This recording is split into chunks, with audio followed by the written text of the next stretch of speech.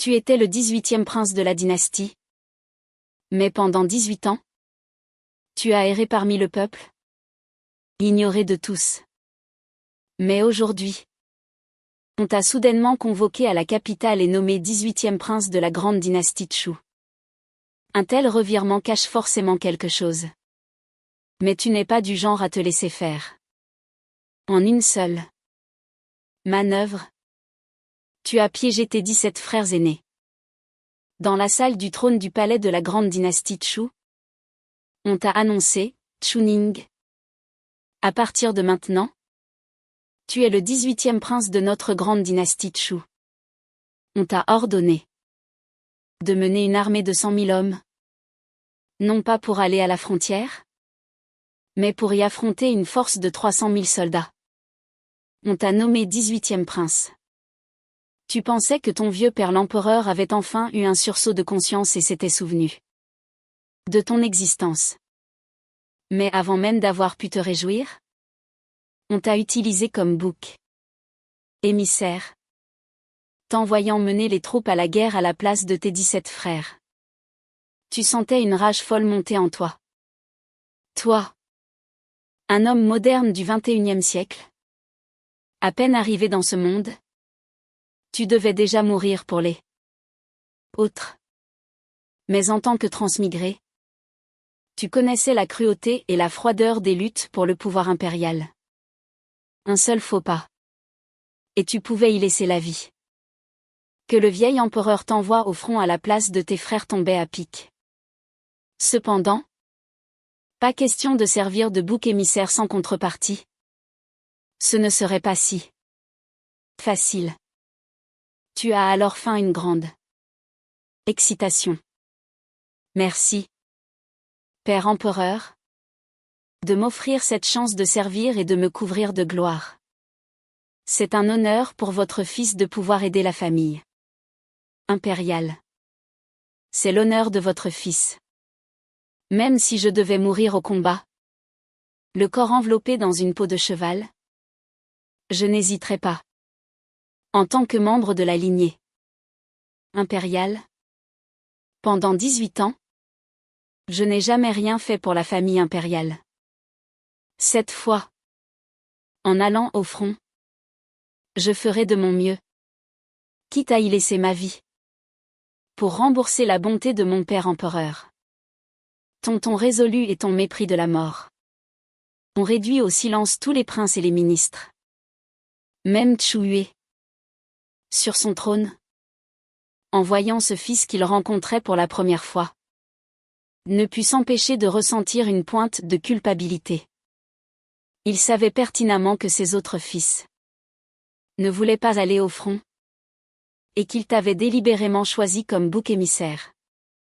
Pourtant, il n'avait rien fait pour l'empêcher. Digne de mon fils, Chu te regarda avec encouragement. Mais le front est un lieu extrêmement dangereux. Si tu as le moindre besoin, n'hésite pas à le formuler. Il s'apprêtait à te récompenser, quand le prince héritier Chu, le visage changeant, s'avança.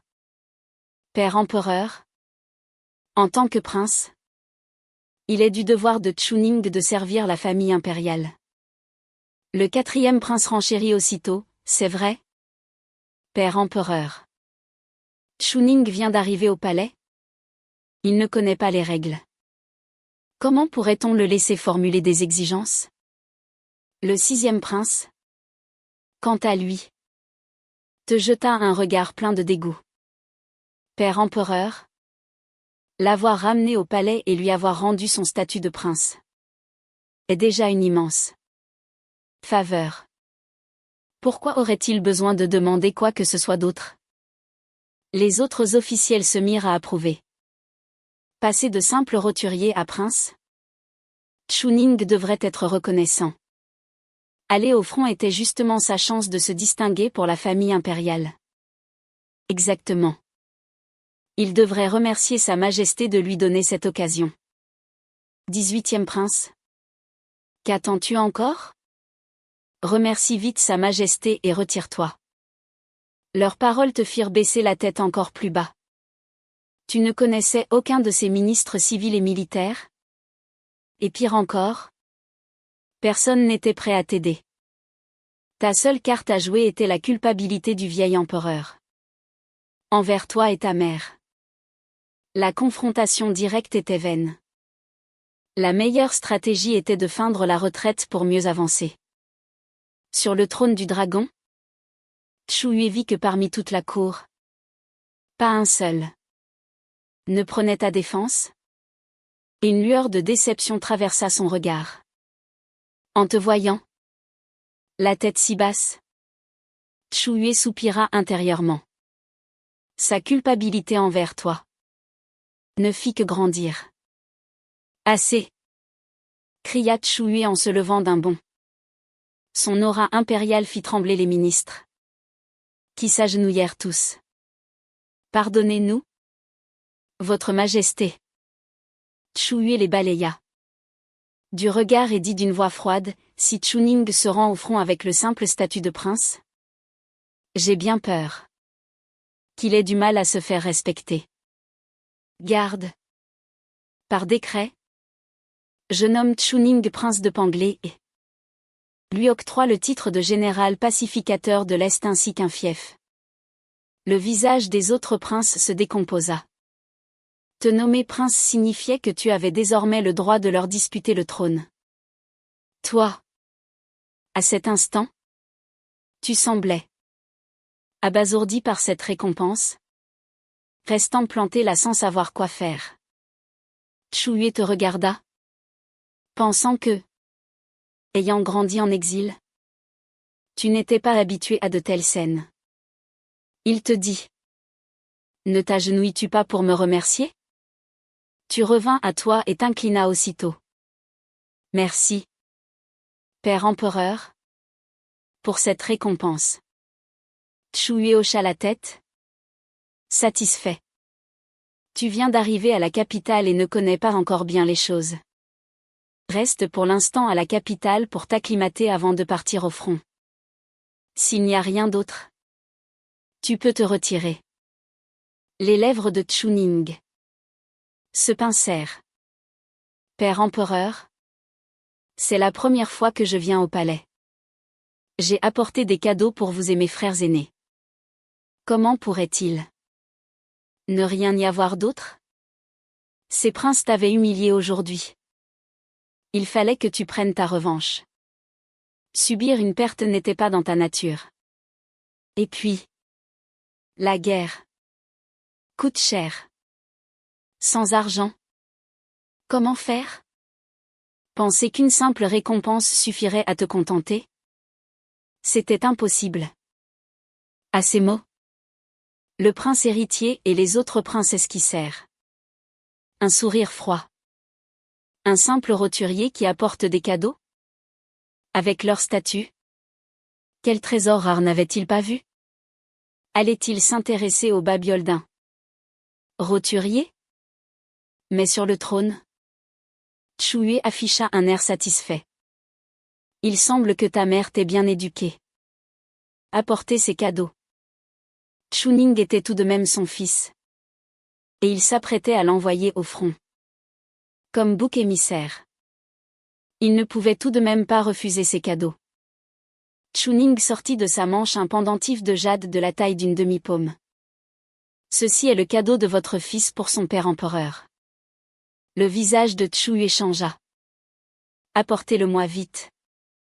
L'eunuque en chef, Zhao Ming, prit aussitôt le pendentif et le présenta à Chu Yue. Tenant le jade encore tiède dans sa main, Chu Yue parut nostalgique. C'était le cadeau qu'il avait offert à la mère de Chuning. Il ne pensait pas qu'elle l'avait gardé et transmis à leur fils. Elle doit me haïr de n'être jamais allée la chercher. Ce cadeau me plaît beaucoup. Je l'accepte. Reprenant ses esprits, Chu Yue, le cœur lourd, déclara. Puisque tu m'offres un cadeau, je t'en offre un en retour. Garde. Donnez mon épée personnelle à Chuning. À ces mots, le prince héritier, les autres princes et tous les ministres changèrent de visage. L'épée de l'empereur était un trésor aussi précieux que sa présence en personne. Avec cette épée en main, personne n'oserait manquer de respect à Chu Ning. Le prince héritier fut le premier à s'y opposer. Père empereur, cette épée. Prince héritier, remets-tu en question ma décision? L'empereur l'interrompit. Chu Ning part bientôt au front. Avec cette épée, il pourra commander les généraux et les soldats. Le prince héritier n'osa pas répliquer.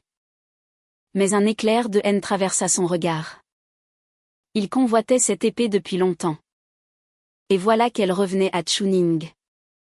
À ce moment, Zhao Ming, tenant une épée au fourreau jaune vif, s'approcha de toi. Tu pris l'épée. Et dit avec une fausse humilité, Père empereur, cette épée est trop précieuse. Il me semble que mon frère, le prince héritier, la désire ardemment. Pourquoi ne pas la lui offrir? Les yeux du prince héritier s'illuminèrent. Voilà un garçon intelligent. Ce qui ne t'appartient pas, il faut savoir le rendre. Tout heureux, le prince héritier se tourna vers l'empereur. Père empereur, puisque Chu Ning a cette intention, cette épée. Chu Hui grogna froidement. Cette épée sert à commander les troupes au front. Prince héritier, aurais-tu l'intention d'y aller? Le prince héritier se tut aussitôt. Bien qu'il veuille l'épée, il ne voulait pas aller au front. Pour y mourir. L'empereur se tourna alors vers toi. Comment peux-tu offrir à la légère ce que je te donne? Père empereur a raison de me réprimander. Chu Ning dit en baissant la tête respectueusement. Je ne connais pas les convenances. Je voulais profiter de ce cadeau pour m'excuser auprès de mon frère le prince héritier. Disant cela, tu sortis de ta manche un petit paquet, enveloppé de plusieurs couches de tissu. Une fois ouvert, il révéla son contenu, un tas de feuilles de thé d'un vert éclatant. Tu dis d'un air sincère. Je sais que le prince héritier et mes frères ne manquent pas de trésors.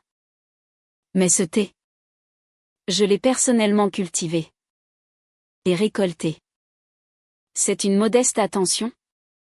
J'espère que mes frères l'accepteront.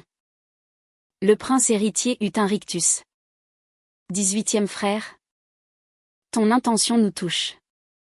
Mais ce thé, garde-le pour toi. Tu soupiras. Mon frère le prince héritier méprise donc le thé vert que j'ai cultivé de mes propres mains. L'empereur vit la déception dans tes yeux. Ces fils ingrats. L'empereur fronça les sourcils. C'est rare que tu aies une telle attention. Chu Ning. Ce thé est du goût de tes frères. Ils l'acceptent.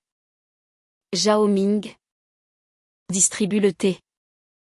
Le prince héritier, regardant le thé d'un verre presque fluorescent dans sa main, afficha un air de dédain. Père empereur, tout a été réglé.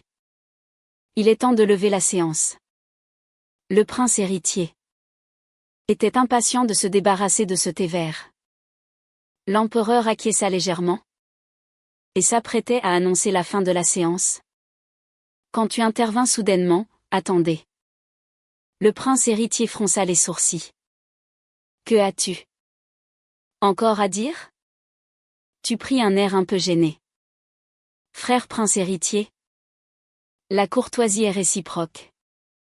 Je vous ai offert des cadeaux, mais vous ne m'avez pas encore donné les vôtres. Le prince héritier et les autres princes furent stupéfaits. Demander des cadeaux en public? Avait-on déjà vu un tel culot? Et un peu de décence. Ton thé vert Combien vaut-il? Et tu oses leur demander un cadeau en retour? Les ministres, eux, restèrent silencieux. Chuning avait été reconnu. Et son nom inscrit dans le registre du clan impérial. En principe, en tant qu'aîné, les princes devaient effectivement lui offrir un cadeau de bienvenue. Cependant, c'était une affaire de famille, et il ne voulait pas offenser tous les princes pour toi. Sur le trône, l'empereur fut d'abord stupéfait, incrédule. Comment osais-tu réclamer des cadeaux? Mais ensuite, ses yeux brillèrent de satisfaction. C'était bien mieux ainsi. Chuning était aussi un prince. Et de surcroît, il avait été fait prince de Panglé. Il devait être traité d'égal à égal avec les autres princes. Ces cadeaux étaient obligatoires. Voyons-les.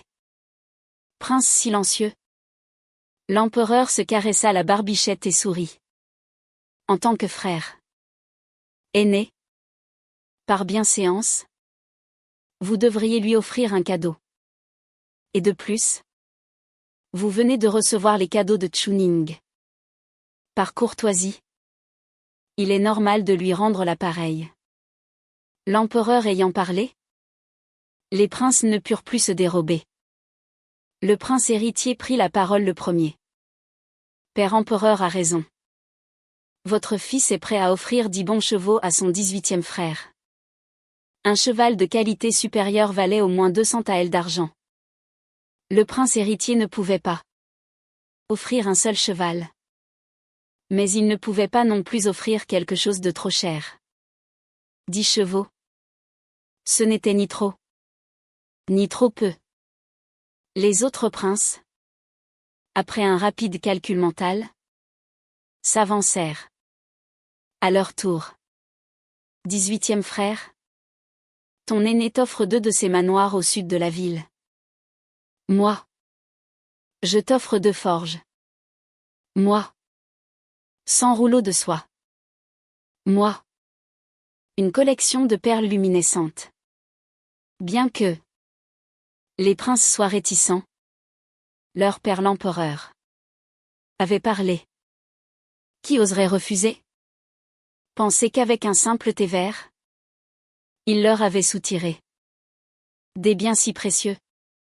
Les princes avaient l'impression d'avoir avalé une mouche. Et pour couronner le tout, l'empereur était très satisfait. Il se leva et dit en riant, Chuning, ne remercies-tu pas tes frères aînés? Merci à vous. Mes frères. Tu t'inclinas sincèrement devant eux. L'empereur éclata de rire.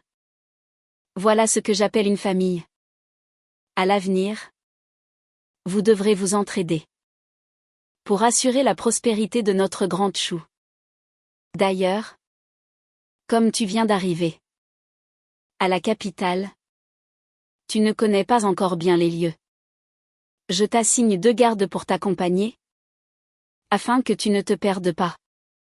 Merci. Père empereur. Tu t'inclinas de nouveau. Puis tu partis, escorté par les 2 gardes. À cet instant, le prince héritier Chouet te fixait d'un regard glacial, scrutant ton dos, tandis que tu t'éloignais. Plus précisément, il fixait l'épée de l'empereur que tu tenais. Ce misérable thé m'a coûté 10 de mes meilleurs chevaux. Dans le palais de l'Est, le prince héritier Chouet, fou de rage, jeta le thé vert par terre. En pensant que l'épée de l'empereur avait aussi été donnée à Chuning, le prince héritier devint encore plus sombre. Père empereur a donné son épée à Chuning. Elle aurait dû me revenir. Si j'avais l'épée de père empereur, mon prestige éclipserait complètement ceux de mes autres frères. Le 7e prince sourit légèrement. Ce Chuning n'est qu'un roturier qui n'a jamais rien vu. Si mon frère le prince héritier va le voir en personne, Osera-t-il vraiment garder l'épée de père empereur? Les yeux du prince héritier s'illuminèrent, trahissant une lueur de plaisir. Mon frère a raison. Je vais y aller en personne. L'épée de père empereur ne peut absolument pas rester entre les mains d'un tel individu. D'un geste, le prince héritier se dirigea vers la sortie. Pendant ce temps, dans la rue de l'Oiseau Vermillon, Chuning, tu regardais la grande demeure de plus de 100 arpents devant toi en grimaçant. Une si grande maison pour seulement 3 personnes? C'est du luxe. Votre Altesse? Veuillez entrer. Le garde à l'air imposant invita à passer. Tu les regardas tous les deux. L'un était grand et svelte, au visage large et à l'air solennel. L'autre, robuste et imposant, au visage rougeoyant. C'étaient les gardes que l'empereur venait de t'assigner. Préparez-moi du thé chaud. J'attends un invité. Leur dis-tu. Guan Yun et Zhao Yun se regardèrent, un air de perplexité sur le visage. Le prince de Panglé ne vient-il pas d'arriver à la capitale? Comment pourrait-il déjà avoir un invité? Mais ils ne dirent rien de plus. Au même moment, au palais impérial, l'empereur dégustait son thé. Ce thé est excellent. Son arôme est si riche. Il me revigore. Je me demande où Chuning l'a trouvé. L'empereur ne tarissait pas d'éloges. Soudain, un homme vêtu de noir et le visage masqué apparut dans la pièce. Votre Majesté, le prince héritier a quitté le palais. Les yeux de l'empereur se plissèrent. Il posa lourdement sa tasse sur la table. Je parie qu'il est allé voir Chuning. Votre Majesté a vu juste. Garde un œil sur lui. Je veux voir ce qu'il a l'intention de faire. Dans la cour de ta grande demeure, tu examinais l'épée de l'empereur. Soudain, des bruits de pas se firent entendre à l'extérieur. Son Altesse le prince héritier est arrivé. Guan Yun et Zhao Yun changèrent de visage et se regardèrent. Il y avait vraiment un invité. Frère prince héritier, votre visite m'honore. Veuillez me pardonner de ne pas vous avoir accueilli comme il se doit. Tu feignis la surprise en allant à sa rencontre. Le prince héritier était très satisfait de ta réaction. C'est ainsi qu'on devait se comporter devant lui. Avec soumission. Je suis venu à l'improviste. Mon 18e frère. Comment pourrais-tu être en faute? Frère prince héritier. Veuillez entrer. Servez le thé. Tu fis entrer le prince héritier dans le salon. Sans aucune gêne. Il s'assit à la place d'honneur. Tandis que toi, tu devais rester debout. Guan Yun apporta le thé. Mais le prince héritier n'y jeta même pas un regard. Ses yeux n'avaient d'yeux que pour l'épée de l'empereur. Un sourire se dessina sur tes lèvres. Je me demande ce qui amène mon frère le prince héritier ici. Tu pris la parole le premier. Le prince héritier dit nonchalamment, 18e frère. Tu viens d'arriver à la capitale. Je suis venu spécialement pour voir si tu avais besoin d'aide. Et au passage, t'apporter le cadeau que je t'avais promis. Tu pris un air ému. Merci. Frère prince héritier. Laisse les remerciements. Passons aux choses sérieuses. Le prince héritier plissa les yeux. Cette épée, père empereur, avait dit qu'il me la laisserait. Quel culot! C'était du vol. Pur et simple. Mais pour te voler quelque chose, il allait devoir y mettre le prix.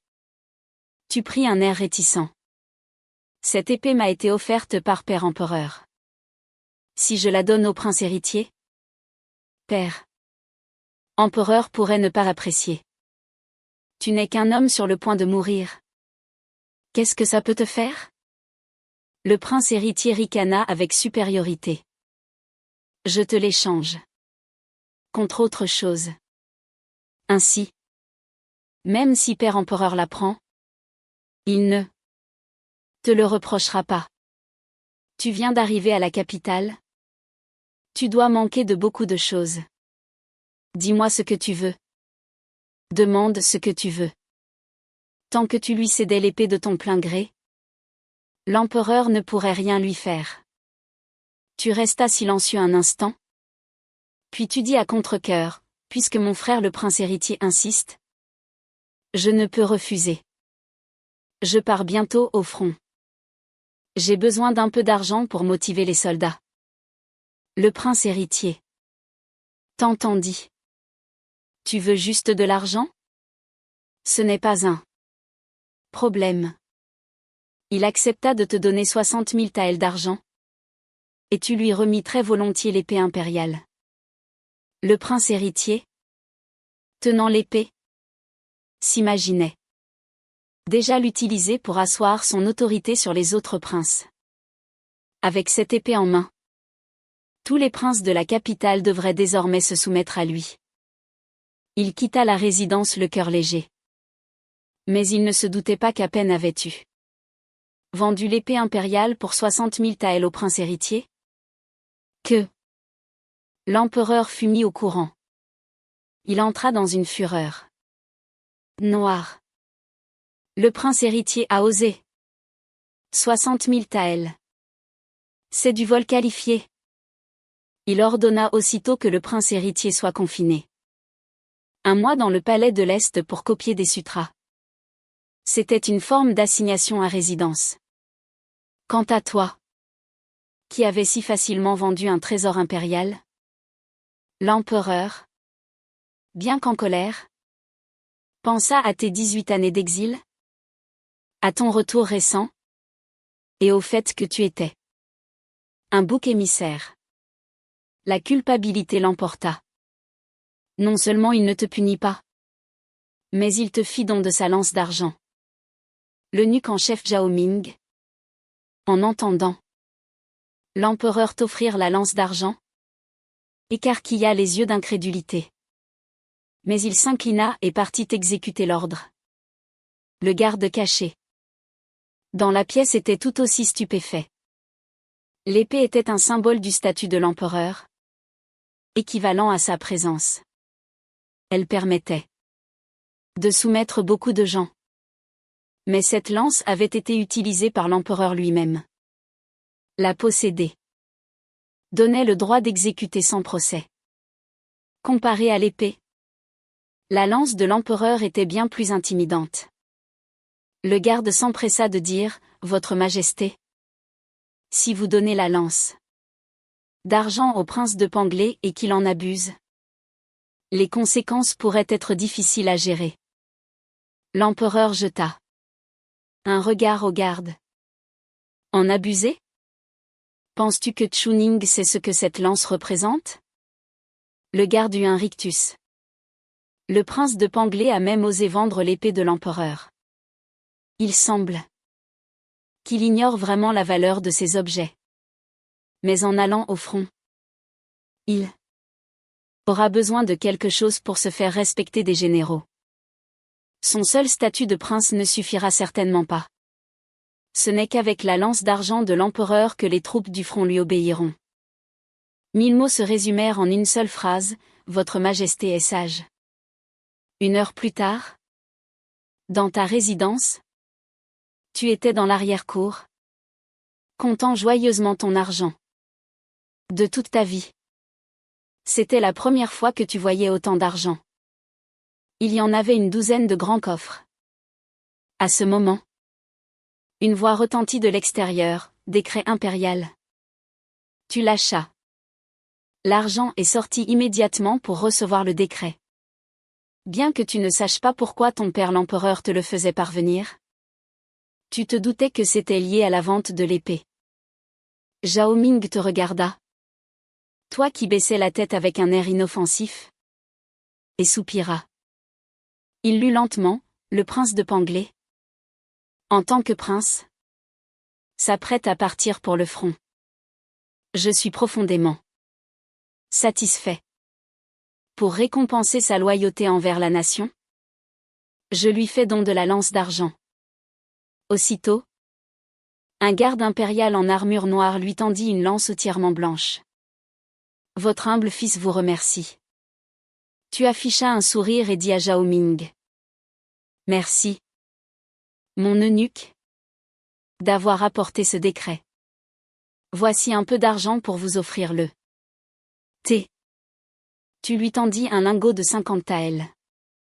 Zhao Ming pâlit et agita les mains en signe de refus.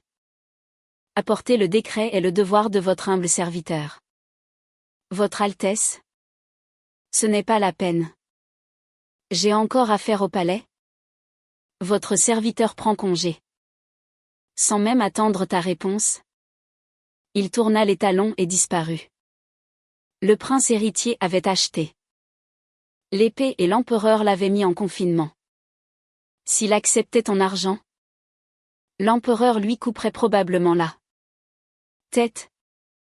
En voyant Zhao Ming si effrayé, tu secoua la tête et reporta ton attention sur la lance. Zhao Yun. Guan Yu. À votre avis, combien vaut cette lance?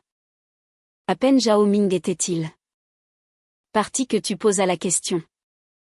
Votre Altesse, vous n'allez tout de même pas vendre cette lance. Aussi? Surtout pas. Cette lance a été utilisée par Sa Majesté dans sa jeunesse. Elle est d'une valeur inestimable. Il ne faut absolument pas la vendre. Zhao Yun et Guan Yun. En voyant ton attitude, paniquèrent. Vendre l'épée de l'empereur sans être puni est une faveur de Sa Majesté. Mais si vous vendez cette lance, l'empereur sera certainement furieux. Tu souris et admiras la lance. Cette lance a été utilisée par mon père. Elle doit donc valoir encore plus cher. Je pars bientôt au front. Si je n'ai pas assez d'argent, comment les soldats m'obéiront-ils? Guan Yun et Zhao Yun restèrent silencieux.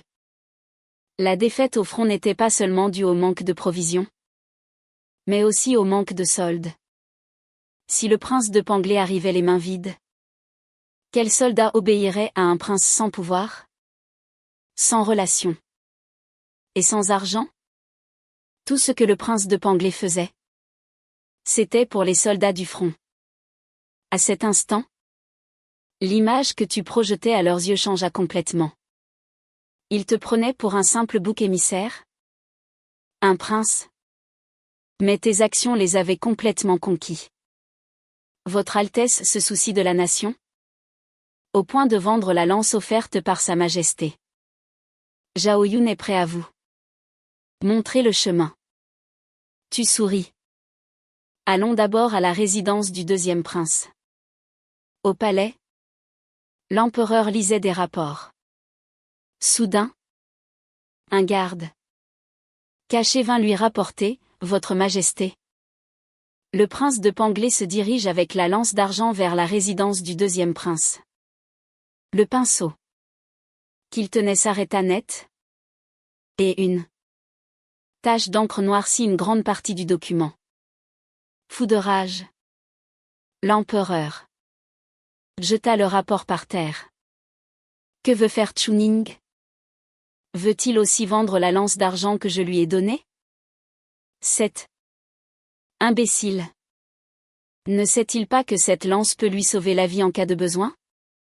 Le garde répondit prudemment, Zhao Yun a rapporté que le prince de Panglé souhaite effectivement vendre la lance pour réunir assez d'argent pour aller au front et récompenser les trois armées. L'empereur, encore en colère, se figea. C'est vrai. Chuning, un homme sans pouvoir ni relation, Comment pourrait-il se faire obéir par 100 000 soldats sans argent? D'ailleurs, la cour doit encore 3 mois de solde aux soldats du front. Alors, Chuning vend l'épée et la lance pour réunir la solde et stabiliser le moral des troupes. Chuning sert la nation. C'est moi qui l'ai mal jugé. Garde un œil sur lui. Je veux voir. Qui osera acheter la lance d'argent?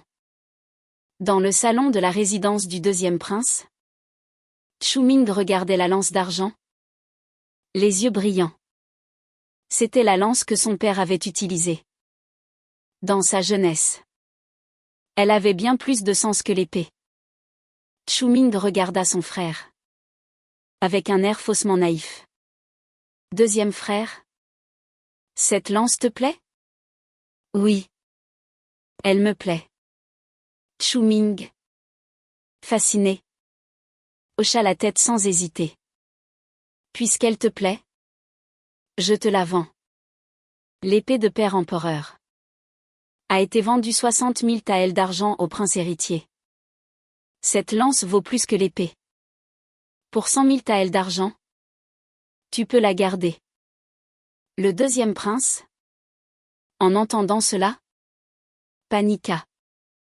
Elle me plaît. C'est vrai. Mais cette lance t'a été offerte par père empereur, mon 18e frère. Je ne peux pas te la prendre. Tu plaisantes?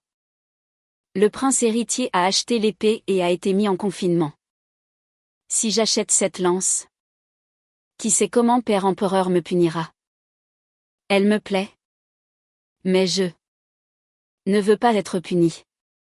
Maintenant, le prince héritier est devenu la risée de tous les princes. Qui oserait encore acheter ta lance? Je ne veux pas être le prochain à me ridiculiser après le prince héritier. En entendant cela, tu devins aussitôt insistant. Deuxième frère, si tu trouves mon prix trop élevé, tu peux négocier. Ce n'est pas une question de prix. Le deuxième prince voulait s'expliquer, mais ne savait pas comment. Il te rendit la lance. Reprends-la et va-t'en vite. Ce fauteur de trouble. Il ne pouvait pas se le permettre. Deuxième frère, que dis-tu de 60 000 taels? La lance est à toi. Tu baissas carrément le prix. Le deuxième prince eut un rictus. Si ce n'était qu'une question de prix, ce ne serait pas un problème. Mais c'était une question d'honneur. Ce n'est pas quelque chose que l'argent peut résoudre.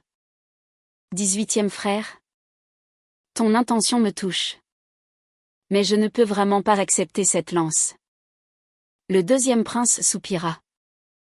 Cependant, tu n'es pas venu pour rien. Voici 1000 taels.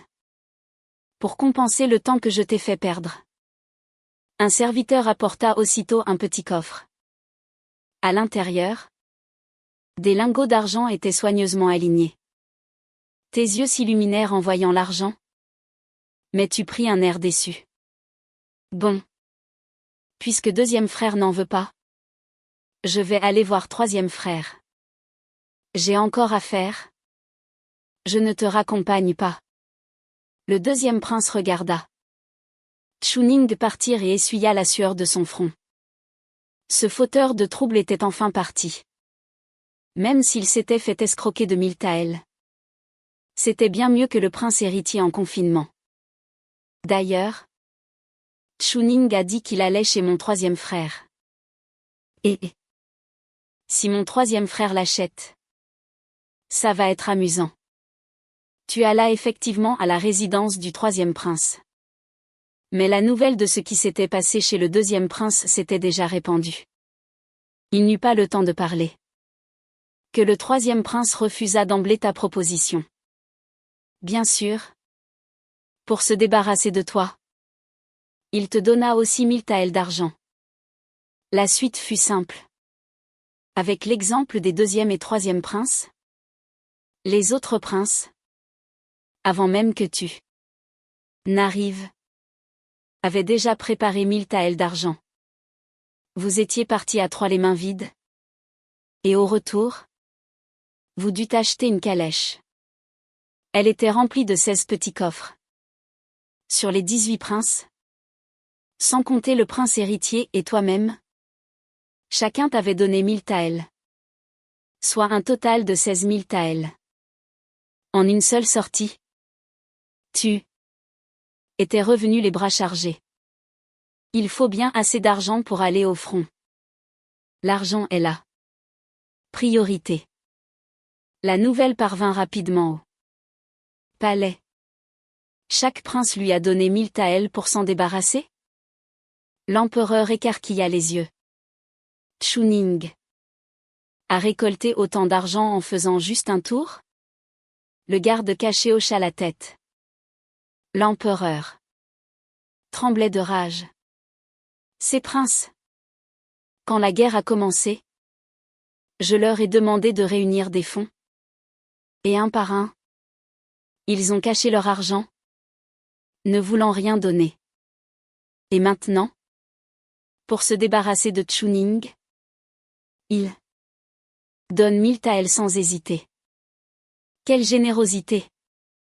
De plus en plus en colère, l'empereur frappa la table et cria, « Zhao Ming, transmets immédiatement cet ordre, pour célébrer l'anniversaire de l'impératrice. À l'exception de Chuning, tous les autres princes devront copier un sutra pour l'impératrice. » Zhao Ming acquiesça et partit transmettre l'ordre. Pendant ce temps, l'instigateur de tout cela, Chuning, regardait Guan Yun et Zhao Ming transporter les coffres. Cette résidence est trop grande et trop vide. Connaissez-vous des gens à me recommander? Maintenant que tu avais plumé tous tes frères, il serait difficile de leur soutirer plus d'argent. La prochaine étape était de trouver des gens pour protéger ta propre vie.